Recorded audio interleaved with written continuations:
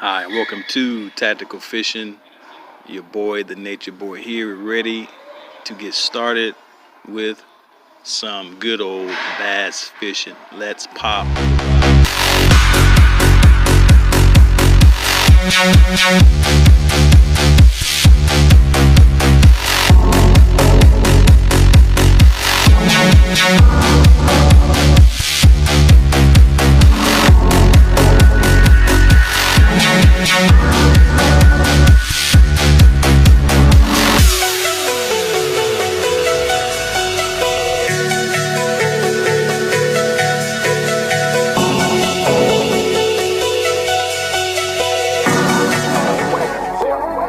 Waiting on that time.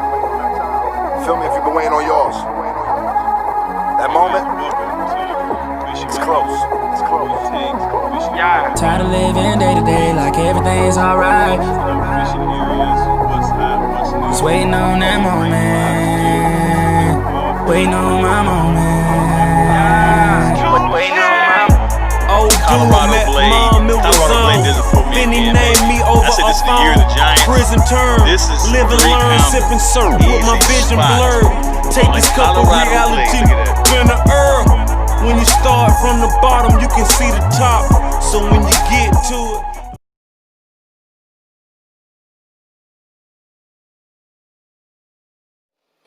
Hello guys, and welcome to another episode of Fishing Mode Huddle. I'm your boy, the Nature Boy here, bringing the latest fishing news and all the good stuff here at Fisherman Huddle. We're here to talk live about bass fishing because bass fishing is exciting, it's a fun sport, and we're going to dive right in right now. If you're looking for other places, other channels to check out, I suggest Genius and Fluke Master. He's a great teacher. He teaches very, very well, and he breaks things down. He's taught me everything that I know about bass fishing. So check out Genius and Fluke Master. Great teacher. Check him out. And talk a little bit about KVD Strike King. Check those guys out. They have some hot, fresh baits. If you're a new person, you just scroll down the aisles of Bass Pro Shops. You don't know what to do, you don't know what to buy, check out KVD Strike King. They have soft baits, hard baits, clipless crankbaits, whatever you're looking for. If you're looking for those type of baits, they have some of the top brands, the top products. Go check those guys out. They'll set you up right. Okay, moving right along. We'll talk a little bit about some new lures and new baits. If you've already saw it on the intro, Guggen Baits has their own version of the frog. Now I use some of their baits. Their baits are very, very good, and I've been very successful at some of those baits. But having the new frog prototype, just kind of like a skeleton of a frog, it's all black. It's got some cool designs in it. You can check those guys out, or check out their website, GuggenBaits.com. Check them out. And if you go to Dick's Sporting Goods or Bass Pro Shops, they have products and stuff there. You can check them out as well. And also KVD, if you saw the bait I posted, it's a bug bait. Their baits are very, very well, very, very good. I've had great experience using their baits and their lures, so check those guys out. KVD Strike King and also Guggen Baits. Moving right along today, just going to strip down and just tell you about how I got started in bass fishing and the necessary steps that I took that shaped my fishing game, from learning about the rod, very, very important, how to use the rod and how to use it as your eyes. And that's what a fishing rod is, basically your eyes, because you can't see at the bottom. You got to go by feeling it, touch, sound, and how your rod moves, and learn those things. And you're able to know when a bass is hitting beside it. It's just a rock hitting your line, or a tree or branch. Learn these different things like that. So we're going to start with the rod. Like me, I always say get something that you like, a color or something like that, so you can be into it. into the rod, and also learning about your rod. Now, if like bass fishing, we all use similar rods: medium light, medium heavy, and you can talk to the guy at Dick's Sporting Goods or Bass Pro Shops. They can break those things down to you. But me, I use like a medium heavy rod.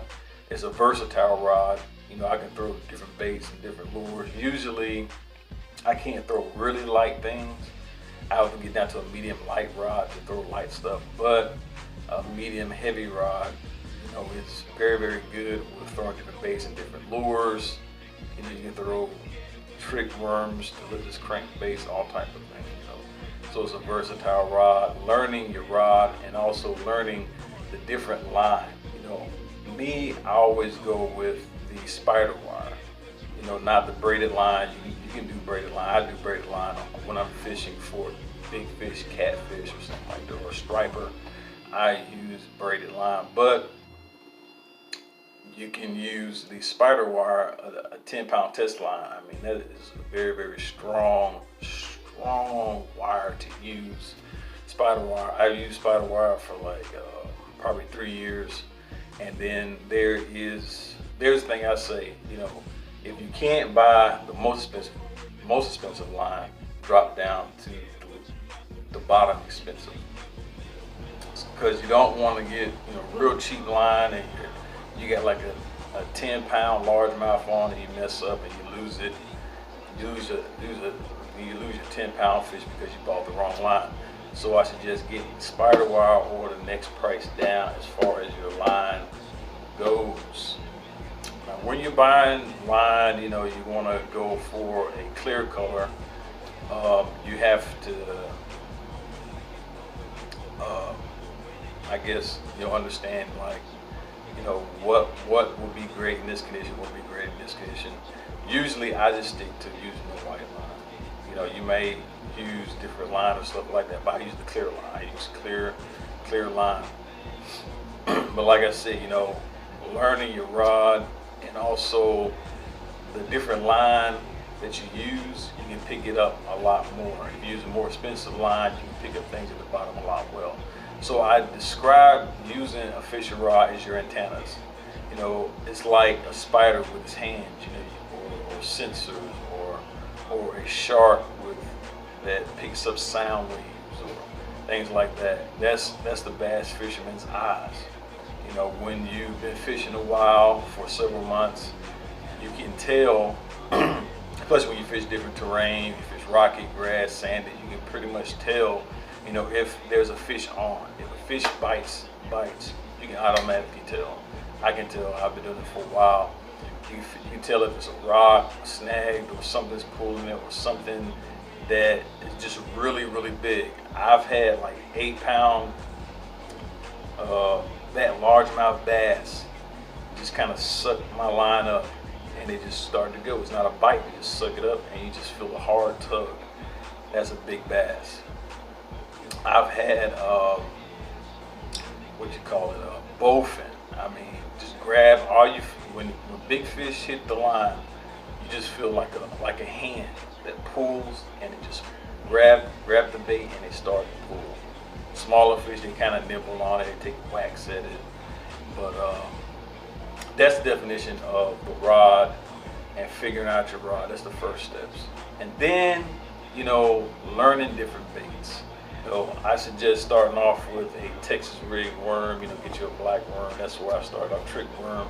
You get those at Walmart, Dick's Sporting Goods, Bass Pro Shops. You know, a lot of times in the videos I suggest Dick's Sporting Goods because they have people that can actually walk you through how to set up the line and how to set it up and how to do certain things, and they can explain it to you in detail. Just besides me just saying, hey, do this, hey, do that, but they can actually sit down with you and talk to you about different things like that. But I suggest starting off with the worm, Texas rig worm. Texas rig, you can Google, you can YouTube that, like my boy Gene, just a food master, he has a teaching on Texas rigging and different type of worm setups, drop shot, Carolina rig. Tell you all about that. But mostly I've used Texas rig style. I use drop shot somewhat, but most I use the Texas rig style. So that's what I did in the beginning of my fishing. When I figured out the rod and I used the Texas rig worm, I went out and just learned how to move this bait properly. The right colors, a brown color like this goes well. And this is I think one of the best colors, a darker color, and also all black. And it's basically how you move it. You move it naturally. You move it like it's a worm. You know, you give it a couple, like 2 pops, let it sit. Like usually me, when I throw it, I just let it sit down to the bottom, because you never know, a fish might pick it up immediately. You never know. Some fish just grab it. You know, that's most of the times when a fish just grabs, that means you got him. That's like a 2-pounder. Whenever I fish, but you drop it down. I kind of give it a little light wiggles just to give it a realistic movement, just kind of lose some life. I do that like like 3 times, and I start to retrieve. I give it 2 pops, let it kind of simmer. Another pop, let it simmer. Another pop, let it simmer, and I retrieve it all the way back in. The hit ratio on a worm is very, very high. I mean, if nothing else is working, you know, if your lipless crankbait's not working, Colorado blade's not working, jerk bait's not working, creature bait's not working, a worm's gonna work. If they're not hitting the worm, I mean, I don't know what to say. Maybe the fish just aren't biting anything that day. That's my experience with using a worm. If they're not hitting that, usually it's time to check out and go home. So, different worms, different situations. Texas rig, that's what I used all through my first month. I did that, and then I went out and experienced different baits and different lures. But that's how it is. You know, you start off with the groundwork, the Texas rig worm, and you learn that. You learn your rod. You also kind of venture out to some other baits, like a lipless crankbait. That's a great bait to learn and to use. Not much to it. You throw it out, you reel it in. There's different techniques for that. Me, I throw it out and I reel it in. I give it, you know, like a 2 pops. I reel it in a little bit. 3 pops, reel it in a little bit. 1, 2, reel it in, 1, 2, 3. I reel it in. That works for me. You know, everywhere I fish, that works. That pop, the pop, and then keep the motion, the pop, the motion. That works very well. But it's coming into that colder season, so you probably just can reel it in, give it like 1 pop. You might want to do a little bit slower because the fish are moving a little bit slower. But that's kind of the groundwork, and then you can venture out and explore different baits and different lures over time. But you know, there are some baits, lipless crankbait, you know, Colorado blade. There are certain baits that just catch fish. You know, lipless crankbait, Colorado blade, jerk baits, you know, swim baits, you know, creature baits. Those are things that catch fish. I'm not going to spill too much for today, so I'm going to leave you guys with that. And you can go out and get you a rod, get you a rod that you like, color, get you some worms, learn how to Texas rig. So that's it for today at Fisherman Huddle. If you like what you've heard and the teaching, subscribe by clicking the subscription button. You can get more videos and notices. So until next time, remember, keep it popping.